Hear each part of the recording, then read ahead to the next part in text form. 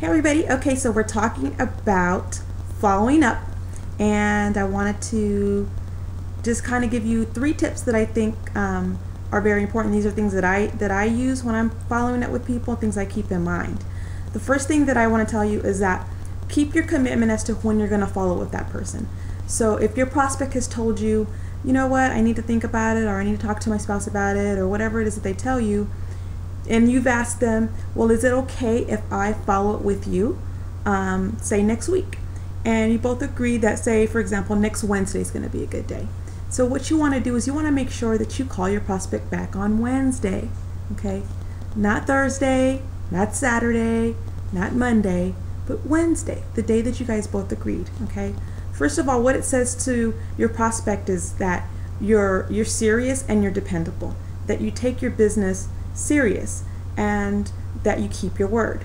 And people, you know what, they want to make sure when they do business with people, they want to make sure that that person is someone that's not flaky, okay? So that's one of the reasons why you want to keep your word, keep your commitment to that person, and follow up with them on the date that you say that you're going to follow up. The second thing that I want to tell you, the second tip, is use an autoresponder. Autoresponders are great because they help you keep in contact with your prospect through email.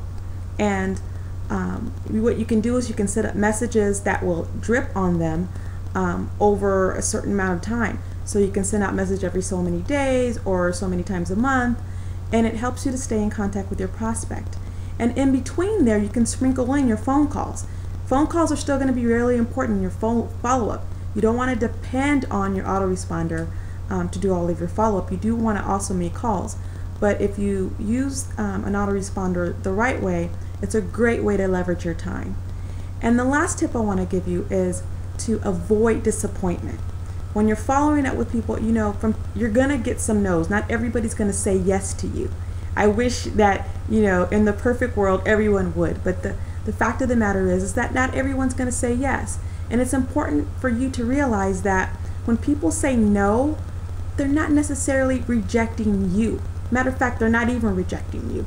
What they're saying is that this is not the right opportunity for me, it's not the right time, I don't have the money right now, but they're not rejecting you. I mean, unless, of course, you got them mad for some reason. So just realize that. They're not rejecting you, so you shouldn't see it as, you know, a rejection. You know, you should just, you know, in your mind, just know that it's just not the right thing or the right time for that person. You know, it's that whole some will, some won't, so what, what's next, okay? So keep those things in mind. Make sure you keep your word and follow it with the person that on the day that you say you're going to follow up. Use an autoresponder to leverage your time. It's a great way, it's a great tool for your follow-up activities. And avoid disappointment. Realize that it's not about that person or that prospect rejecting you, okay? Do those simple disciplines. I promise you, if you stay up with your follow-up, you will find fortune in it. Thanks for listening, and we'll talk to you soon. Bye-bye.